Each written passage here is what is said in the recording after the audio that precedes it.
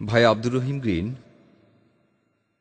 তাকে নতুনভাবে পরিচয় করানোর প্রয়োজন নেই। 1996 সালে যখন তিনি এখানে এসেছেন তখন থেকে তিনি অত্যন্ত জনপ্রিয়। যাই হোক, তারপরও যারা নতুন তাদের উদ্দেশ্যে বলছি, আব্দুর রহিম গ্রিন, যিনি পূর্বে ছিলেন অ্যান্টনি গ্রিন, ইসলাম ধর্ম গ্রহণ করেন 1988 সালে।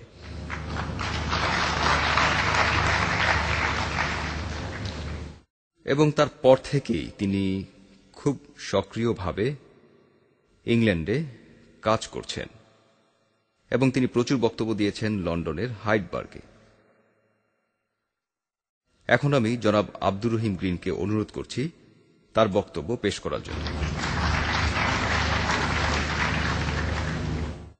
আলহামদুলিল্লাহ, নাহমাদুহু ওয়া নাস্তাঈনুহু ওয়া নাস্তাগফিরুহু ওয়া নাউযু বিল্লাহি মিন শুরুরি আনফুসিনা ওয়া মিন সাইয়্যাতি আমালিনা মান ইয়াহদিহিল্লাহু ফালা মুদিল্লা লাহু ওয়া মান ইউদ্লিল ফালা হাদিয়া লাহু ওয়া আশহাদু আল লা ইলাহা ইল্লাল্লাহ ওয়া আশহাদু আন্না মুহাম্মাদান আবদুহু ওয়া রাসূলুহু ওয়া বা'দ। খায়রুল হাদিসি কিতাবুল্লাহ, খায়রুল হাদি হাদি মুহাম্মাদিন সাল্লাল্লাহু আলাইহি ওয়াসাল্লাম, ওয়া শাররুল উমুরি মুখতাসাতুহা, ওয়া কুল্লু মুখতাসাতিন বিদআহ, ওয়া কুল্লু বিদআতিন দালালাহ, ওয়া কুল্লু দালালাতিন ফিন্নার। আমরা শুরু করছি আল্লাহর প্রশংসা দিয়ে। তাঁরই প্রশংসা করি, তাঁরই সাহায্য চাই এবং তাঁর কাছে ক্ষমা প্রার্থনা করি। এবং আমরা পানাহ চাই আল্লাহর কাছে শয়তান হতে, আমাদের সকলের এবং শয়তানি সকল কর্মকাণ্ডের, কুমন্ত্রণার কুফল হতে।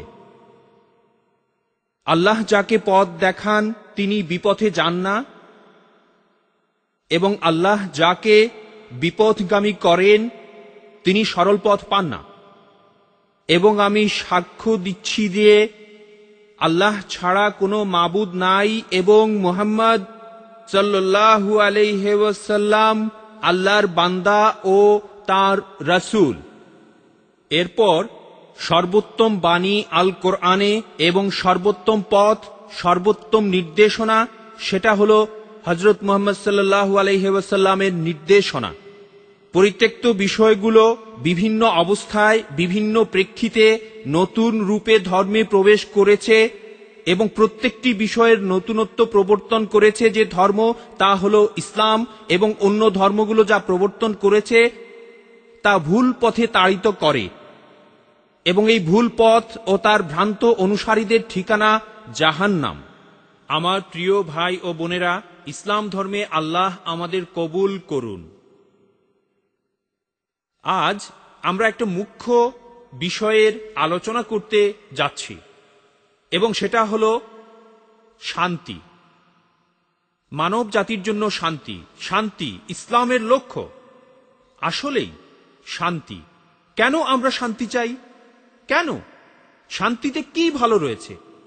প্রত্যেকেই শান্তি নিয়ে কথা বলছে। টনি ব্লেয়ার শান্তি নিয়ে কথা বলছে, জর্জ বুশ শান্তি নিয়ে কথা বলছে। আমরা শান্তির জন্য যুদ্ধ করছি, শান্তির জন্য আঘাত করছি, শান্তির জন্য সব করছি। আমাদের শান্তি চাই, সবার শান্তি চাই। আপনি জানেন, আপনাকে এক মিনিট সময়ও ভাবতে হবে না যে শান্তি একটা ভালো ব্যাপার, কারণ আমরা জানি আমরা কি চাই। এবং আপনার ধর্মের ভালো দিক সেটাই যে আপনার ধর্ম শান্তির উপদেশ এবং শিক্ষা দেয়। হ্যাঁ, তাই কেন মানবজাতি শান্তি চায়? কেন বলুন? যে কেউ একজন আমাকে ব্যক্তিগতভাবে বলুন, কেন আপনি শান্তি চান? কেন আপনি শান্তি চান? যুদ্ধ নয়। কেন আপনি শান্তি চান? অন্য কিছু নয়। আপনারা আমাকে কোনো ধারণা দিতে পারবেন কি শান্তির মধ্যে কি ভালো নিহিত রয়েছে? আমি এ বিষয়টি বলবো, তার আগে বলছি যে আমার বাবা মিশর যেতেন। যাই হোক, 10 বছর পূর্বে মিশর ত্যাগ করেছেন। তো তিনি সেখানে ব্যবসায়ী ব্যাংকার ছিলেন। সম্প্রতি তিনি সেখানে আবার গেছেন তার প্রতিষ্ঠিত সেখানকার একটি স্কুলে মিশরীয় বালকদের নির্বাচিত করতে। আশ্চর্যের ব্যাপার হচ্ছে, যে কারণে আমার বাবা বালকদের নির্বাচিত করলেন, আমি বলছি বাবা আসলে যা করতে চাচ্ছে, তিনি বালকদের নির্বাচিত করলেন শান্তির জন্য নয়, লড়াই করার জন্য। এমনকি তিনি বলতেন লড়াইয়ের মাঝে অনেক আনন্দ রয়েছে। এবং হ্যাঁ, তিনি বলতেন তোমরা ছোটরা লড়াইকে উপভোগ করবে। আমার বাবা দ্বিতীয় বিশ্বযুদ্ধে যুদ্ধ করেছিলেন এবং তিনি তা পছন্দ করেন। এবং আমার বাবা সত্যি কোনো খারাপ লোক নন, তার সঙ্গে মিশলে আপনি বলবেন কেন তিনি মুসলমান হচ্ছেন না, তিনি তো খুব ভালো মানুষ। অনেক লোক তাই বলে। বাস্তবেই দেখা যায় কিছু লোক লড়াই উপভোগ করে, তারা তা পছন্দ করে। তাই দয়া করে বলুন শান্তির মাঝে কি ভালো রয়েছে, কেন আপনি শান্তি চান? কেউ কি বলবেন? স্বাচ্ছন্দ্যে থাকার জন্য। স্বাচ্ছন্দ্যে থাকার জন্য? কেন আপনি স্বাচ্ছন্দ্যে থাকতে চান? কেন? আপনার পরিচিত একজন আপনাকে ঘুষি দিচ্ছে, কেন সেটা ফিরিয়ে দেবেন না? কেন আপনি স্বাচ্ছন্দ্যে থাকতে চান? কি কারণে? এত যুদ্ধের কারণ কি? আমি আমার বাচ্চাদের দেখি, হ্যাঁ, আব্দুল্লাহ এবং বিলাল দুজনে শুধু লড়াই লড়াই আর লড়াই করে, তারা এটা উপভোগ করে। আমি তা উপভোগ করি না। আমি জানি আমি শান্তি চাই। কেন আপনি শান্তি চান সত্যি বলুন তো? আমার এ ব্যাপারে নিজস্ব কিছু চিন্তাভাবনা, ধ্যান ধারণা রয়েছে যে মানুষ কেন শান্তি চায়, কিন্তু আমি আপনাদের কাছ থেকে শুনতে চাই। হ্যাঁ, বেঁচে থাকার জন্য। ঠিক আছে, এটা ভালো উত্তর। বেঁচে থাকার জন্য শান্তি দরকার। হ্যাঁ, আমাদের বাঁচতে হলে শান্তি প্রয়োজন। কেন? শান্তির বিপরীতে কি রয়েছে? শান্তির বিপরীত যুদ্ধ বোঝায়। হ্যাঁ, এবং যখন যুদ্ধ হয় আপনি নিরাপত্তাহীনতায় ভোগেন। আপনি ভাবেন যে কোনো সময় বোমার বিস্ফোরণে ঘরটি উড়ে যাবে। আপনার পছন্দের খাবার পাবেন না, আপনার কাজ করতে পারবেন না, আপনার কিছুই ভালো লাগবে না, বিরক্ত বোধ করবেন। মনে হবে আপনার জীবন ধ্বংসের সম্মুখীন। মনে হবে আপনার সন্তান বিপদের মধ্যে, আপনার পরিবার বিপদের মধ্যে। আপনি জানেন না কি অবস্থায় আছে আপনার খালা, খালু, বাবা, মা এবং অন্য সবাই, কারণ সমস্ত কিছুই বিশৃঙ্খল অবস্থায় রয়েছে। মানুষ এই অবস্থা পছন্দ করে না। তারা বিশৃঙ্খলা পছন্দ করে না, তারা এই উন্মত্ততা পছন্দ করে না, তারা মানুষের এরূপ চেহারা দেখতে চায় না। সর্বতোভাবে, সাধারণভাবে মানব জাতি চায়, তিনি যা বললেন, বাঁচতে, সারাটি জীবন ভালোভাবে বাঁচতে। এটাই মূল কথা। আমরা আমাদের জীবন কাটাতে চাই যত কম ঝামেলা নিয়ে, যতটা সম্ভব, যতটা সহজভাবে সম্ভব। সাধারণত তাই নয় কি? হ্যাঁ, তাই আমরা শান্তি পছন্দ করি। আমরা যুদ্ধ পছন্দ করি না, আমরা শান্তি পছন্দ করি। আমরা এই ধারণা পছন্দ করি না যে আমি যুদ্ধ করে মারা যাব। হতে পারে আমি আমার স্ত্রীকে দেখব না, পরিবারকে দেখব না। এটা এক আতঙ্কের ব্যাপার, বিচলিত হবার ব্যাপার। মানব জাতি সাধারণত, তবে আসলে সবাই নয়, ইতিহাস বলে, মানব জাতির ইতিহাস, আর তা যদি পর্যালোচনা করেন তবে দেখতে পাবেন এটা কোনো শান্তির ইতিহাস নয়, এটা হলো যুদ্ধের ইতিহাস। কারণ সমগ্র মানবজাতি বেশিরভাগ সময় যুদ্ধ করেছে এবং একে অপরকে হত্যা করেছে। কিন্তু যখন আমরা শান্তি নিয়ে কথা বলছি, তখন যুদ্ধকে বাদ দিলে আমি মনে করি আমরা একটা কাঙ্ক্ষিত দিক বাদ দিচ্ছি। কারণ বেশিরভাগ মানুষ যখন বলে শান্তি, তারা ভাবে যে শান্তি মানে যুদ্ধ হচ্ছে না। হ্যাঁ, এটাই ধারণা করা হয় শান্তি মানে যুদ্ধহীনতা।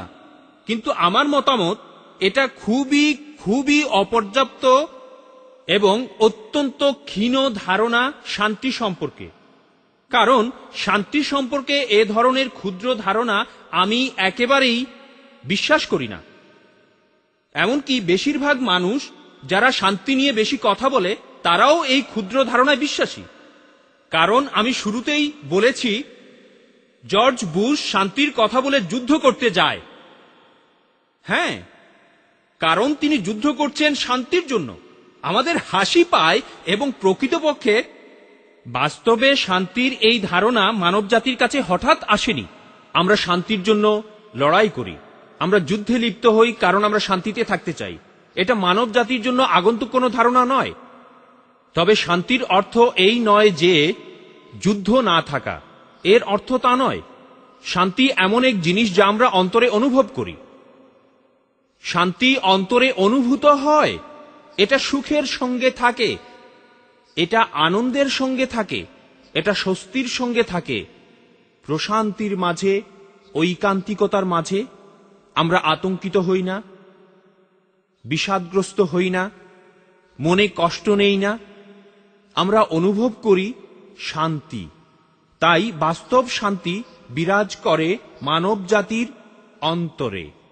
এজন্য বাহ্যিক কোনো কিছুর প্রয়োজন নেই।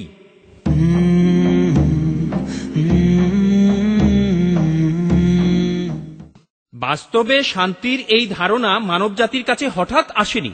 আমরা শান্তির জন্য লড়াই করি, আমরা যুদ্ধে লিপ্ত হই, কারণ আমরা শান্তিতে থাকতে চাই। এটা মানব জাতির জন্য আগন্তুক কোনো ধারণা নয়। তবে শান্তির অর্থ এই নয় যে যুদ্ধ না থাকা, এর অর্থ তা নয়। শান্তি এমন এক জিনিস যা আমরা অন্তরে অনুভব করি। শান্তি অন্তরে অনুভূত হয়, এটা সুখের সঙ্গে থাকে, এটা আনন্দের সঙ্গে থাকে, এটা স্বস্তির সঙ্গে থাকে, প্রশান্তির মাঝে, ঐকান্তিকতার মাঝে। আমরা আতঙ্কিত হই না, বিষাদগ্রস্ত হই না, মনে কষ্ট নেই না, আমরা অনুভব করি শান্তি। তাই বাস্তব শান্তি বিরাজ করে মানব জাতির অন্তরে। এজন্য বাহ্যিক কোনো কিছুর প্রয়োজন নেই। তো এটাই হলো সত্যিকারের শান্তি। বাস্তব অর্থে শান্তি বিরাজ করে মানুষের অন্তরে। এবং সব কিছু এত আয়োজন যা দেখছি তা ভ্রান্ত শান্তি, কারণ আমরা অনেক সমাজের সাক্ষী যারা শান্তি দাবি করে।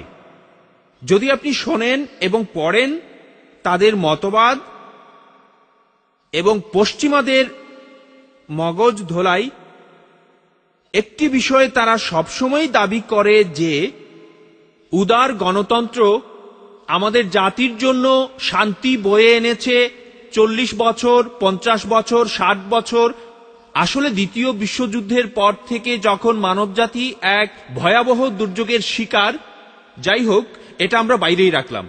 যদি আপনি পশ্চিমাদের মতামত শোনেন তাতে একটি বিষয় হচ্ছে Germany, France, England, America, Canada, Australia তারা বলে শান্তিতে আছে।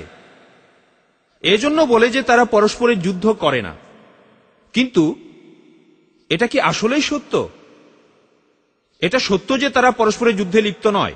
এটা সত্য যে এই দেশগুলো পরস্পরকে বোমা ছোড়ে না এখনো পর্যন্ত, যাই হোক। কিন্তু চলুন কিছু বিষয় পরীক্ষা করি, তাদের সমাজের দিকে দৃষ্টি দিন। চলুন আমেরিকার অবস্থা দেখি। অপরাধের পরিমাণ, অপরাধের হিংস্রতা, ধর্ষণ, মদ্যপানের কুফল, মাদকের কুফল, বাচ্চারা স্কুলে একে অন্যকে গুলি করছে, বাচ্চারা রাস্তায় ছুরিকাঘাত করছে। সংঘবদ্ধ অপরাধের জননী ওয়াশিংটন ডিসিকে এক্ষেত্রে সারা বিশ্বের রাজধানী বলা হয়। সারা বিশ্বের, শুধু আমেরিকার নয়, সারা বিশ্বের। আমেরিকাতে আমার জানা মতে 3 জন নারী ধর্ষিতা হয় প্রতি 1 মিনিটে, এবং কানাডায় প্রতি 3 মিনিটে ধর্ষিতা হচ্ছে 1 জন। এভাবে তাল মিলিয়ে এগুলো অত্যন্ত উদ্বেগজনক। ইংল্যান্ডে নারীরা নারীদের সাক্ষাৎকার নিয়ে জেনেছে যে 80% নারী নিরাপত্তাহীনতায় ভোগেন যখন তারা ভ্রমণ করেন পাতাল ট্রেনে রাত্রিবেলায়, যা কিনা জনগণের যাতায়াত ব্যবস্থা। ইংল্যান্ডে আমরা সর্বদা ভীত সন্ত্রস্ত থাকি যখন আমাদের শিশুরা বাইরে খেলতে যায়, কারণ আমরা এসব অবগত আছি, কারণ আমরা শুনছি সেসব লোক সম্পর্কে যারা শিশুদের অপহরণ করে এবং যৌন বিকৃতি ঘটিয়ে তাদের নির্মমভাবে হত্যা করে। এখন আমি আপনাদের প্রশ্ন করতে চাই, আপনি কি সত্যি করে বলবেন এটা কি শান্তি? না, এটা শান্তি নয়। আমরা মানুষকে উদ্বিগ্ন দেখছি। মানুষ উদ্বিগ্ন হয়ে মাদক নিচ্ছে পর্যায়ক্রমে, কারণ তারা আপাদমস্তক বিষাদগ্রস্ত।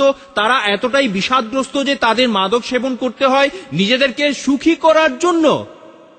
তারা মদ্যপান করে, তারা উত্তেজক দ্রব্য নেয় এবং নানান মাদক সেবন করে তারা মাতাল হয়। এসব কি শান্তিতে থাকা কোনো মানুষের কাজ? না। তাই আপনি দেখুন, শান্তির যে সংজ্ঞা দেয়া হচ্ছে সেটা খুবই সংকীর্ণ।